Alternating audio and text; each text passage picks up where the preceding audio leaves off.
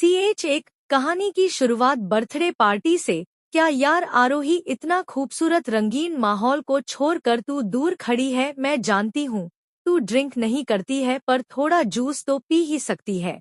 नैना अपने हाथों में एक जूस का ग्लास थामे आरोही के पास पहुँच गई और उसके हाथों में वो ग्लास थमा दिया।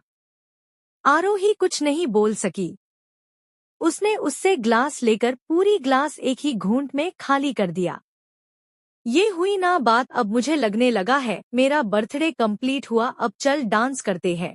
फिर नैना आरोही का हाथ पकड़कर स्टेज की तरफ ले आई, जहां पहले से ही काफी सारे लड़के लड़कियां डांस कर रहे थे। फिर दोनों डांस करने लगे। पार्टी जोर शोर से चल रही थी। हर तरफ डीजे की मधुर आवाज पर एक दूसरे का हाथ थामे सभी डांस करने में बिजी थे। अचानक आरोही को एहसास हुआ उसका सर धीरे धीरे घूम रहा है, पर उसने इस पर ज्यादा ध्यान नहीं दिया। नैना एक के बाद एक जूस बोलकर उसे ड्रिंक पिलाती रही। आरोही बेसुध होकर डांस करती रही। रात काफी हो चुकी थी। अब एक एक करके सभी अपने घर जाने लगे, और यहाँ तक कि नैना भी चली गई थी। वहाँ सिर्फ आरोही अकेले ही डांस कर रही थी। तभी एक वेटर नैना के पास आया और उसे रोकते हुए कहा, मैडम मैडम, पार्टी खत्म हो चुकी है, सभी अपने घर चले गए, प्लीज आप भी घर जाइए। वेटर ऐसा कहते हुए आरोही का हाथ पकड़ लिया। वेटर का इरादा बिल्कुल बुरी नहीं थी। वो तो बस आरोही की मदद करना चाहता था, ताकि उसे कोई तंग ना करे और सही सलामत अपने घर पहुंच जाए। आरोही डांस करते करते रुक गई। गुस्से में वेटर को एक जोरदार थप्पड़ मार दिया। खुद को कंट्रोल करने की कोशिश करते हुए वेटर से गुस्से में बोली, तूने छुआ कैसे मुझे, तेरी इतनी हिम्मत, तुझे जान से मार दूंगी तुझे तुझे। आरोही गुस्से में वेटर को अनाप शनाप बकने लगी, लेकिन वेटर आरोही के किसी भी बात का कोई जवाब नहीं दिया। चुपचाप वहां से चला गया।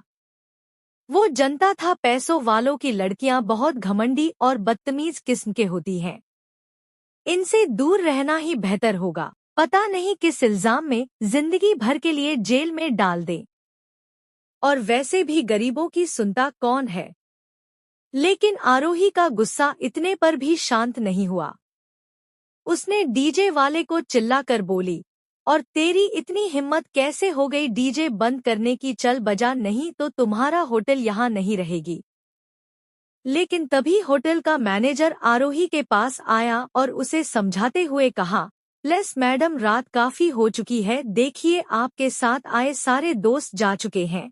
अगर आप कहें तो घर तक पहुंचाने में हम आपकी हेल्प कर सकते हैं। मैनेजर के इतना कहते ही आरोही चारों तरफ देखने लगी। उसे जान पहचान वाला चेहरा एक भी नजर नहीं आया, इसलिए वो धीरे धीरे करके स्टेज से नीचे उतरने लगी। आरोही के नीचे जाते ही वही वेटर मैनेजर के पास गया। उससे कुछ कहा तो मैनेजर सिर्फ गर्दन हिलाकर उसे जाने को कहा। वेटर सीधा चेंजिंग रूम में चला गया, अपने कपड़े बदलने। रात के 1 बज चुके थे। एक एक करके होटल स्टाफ भी अपने घर जाने लगे। आरोही लड़खड़ाते कदमों के साथ होटल से बाहर निकल आई थी। वहां और भी कई होटल स्टाफ मौजूद थे, लेकिन किसी में इतनी हिम्मत नहीं हुई कि आरोही की मदद के लिए आगे बढ़े। उन्होंने पहले ही देख लिया था वेटर के साथ क्या किया था इस लड़की ने।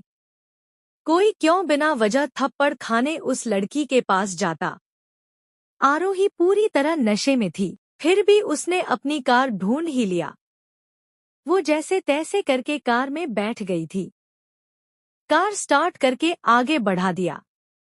आरोही के लिए इतना तो ठीक था। काफी रात होने की वजह से रोड पूरी तरह खाली पड़ा हुआ था। उसके चपेट में कोई आने वाला नहीं था। उसने जैसे तैसे अपनी कार मेन रोड पर ले आई थी। अब उसे इतना नशा हो गया था, ठीक से कुछ देख भी नहीं पा रही थी। उसे हर तरफ धुंधला धुंधला दिखाई देने लगा था। वो चाहकर भी आंखें खोलकर देख नहीं पा रही थी। अचानक उसका पैड एक्सीलेटर पर दब गई और कार 20 किलोमीटर प्रति घंटे के स्पीड से आगे दौड़ने लगी। आरोही कुछ सोच या समझ पाती कार फुटपाथ पर बनी एक छोटी सी दुकान से टकरा गई थी। कार ज्यादा स्पीड में नहीं थी, इसलिए आरोही को कुछ नहीं हुआ था। लेकिन उस छोटी सी दुकान के पुर्जा पुर्जा अलग हो गई थी। कार के बोनट को भी काफी नुकसान हुआ था, पर आरोही बिल्कुल सेफ थी। लेकिन नशे में होने की वजह से आरोही बेहोश हो चुकी थी। तभी वहां से पैदल गुजर रहा एक लड़का दौड़ते हुए आया। उसने भी ये धमाका होते हुए सुना था, इसलिए वो कार के पास पहुंच गया था ये देखने के लिए आखिरकार चला कौन रहा है, जिंदा भी है या फिर ऊपर चला गया है। ये लड़का और कोई नहीं वही वेटर था जिसे आरोही ने थप्पड़ रसीद किया था। वेटर ने जैसे ही कार के अंदर देखा हैरान रह गया था। उसे उस लड़की पर गुस्सा आ रहा था, कैसे सबके सामने उसे थप्पड़ जड़ दिया था। इस जैसी घमंडी बददिमाग लड़कियों की हसरत ऐसा ही होना चाहिए, पड़ी रहो सारी रात अब यहाँ। वेटर ये सोचकर जाने लगा, लेकिन चलते चलते अचानक से रुक गया। अगर ये लड़की ऐसे ही पड़ी रही तो इसके साथ गलत भी हो सकता है। रात को वैसे भी मवाली किस्म के लोग घूरते रहते हैं, उन्हें सिर्फ मौका चाहिए। नहीं नहीं, मुझे कुछ करना ही होगा, क्या करूं कुछ समझ में नहीं आता है। भगवान कैसी मुसीबत है ये लड़की, वेटर मन ही सोचने लगा था। पर उसे कुछ समझ में नहीं आ रहा था, आखिर वो करे तो क्या करे। तभी उसके दिमाग में एक आइडिया आया और वो आगे बढ़कर आरोही को कार से बाहर निकालने लगा। नैना गहरी नींद में सो रही थी, तभी उसका मोबाइल फोन की घंटी बज उठी। नैना की नींद टूट जाने से वो गुस्से में फोन को उठाया बिना देखे ही वो चिल्लाकर बोली, यार कौन है, इतनी रात को फोन करते हुए शर्म नहीं आती है, चैन से सोने भी नहीं देते तुम लोग। नैना ये क्या बकवास कर रही हो, तुम्हें बड़ों से बात करने की तमीज नहीं है, तुम्हारे मॉम डैड ने यही सिखाया है। फोन के दूसरे तरफ से आती आवाज को सुनकर नैना के होश ही उड़ गया था।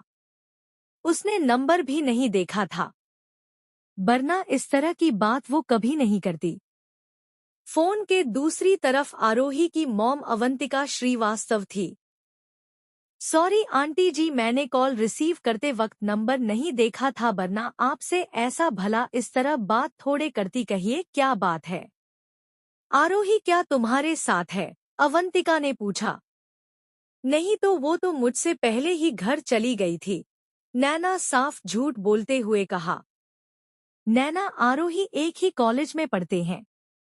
नैना के मुकाबले आरोही बहुत खूबसूरत थी। कॉलेज में लड़के आरोही के एक झलक पाने को तरस जाते थे। आरोही ने हजारों लड़कों को ठुकराया था।